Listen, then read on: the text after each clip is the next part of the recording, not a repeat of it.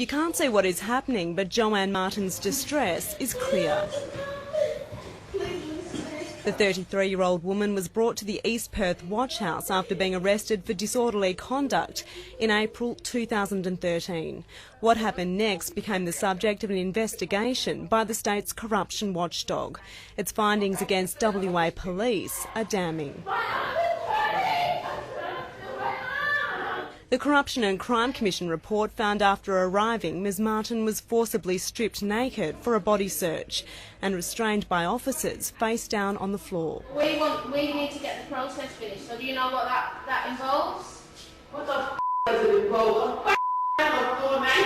They say an officer applied hammer blows with a fist to her shoulder. Her finger was broken when an officer forcibly removed her ring. You're all getting food, you slats, you're going to lose your job. Later, she was walked past male officers naked, handcuffed and in leg restraints, covered only with a blanket.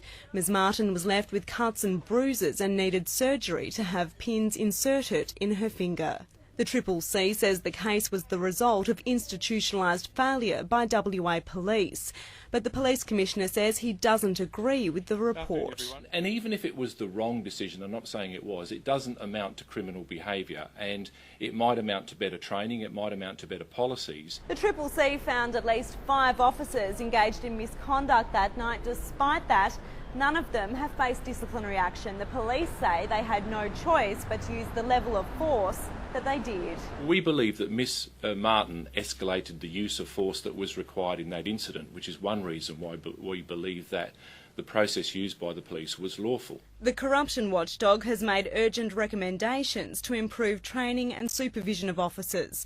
Police say many changes have already been implemented since they moved to the state-of-the-art Northbridge Watch House a year later. A most unfortunate incident, and I do expect better outcomes for people who come into the care of police in our watch house. Tegan Sapwell, 9 News.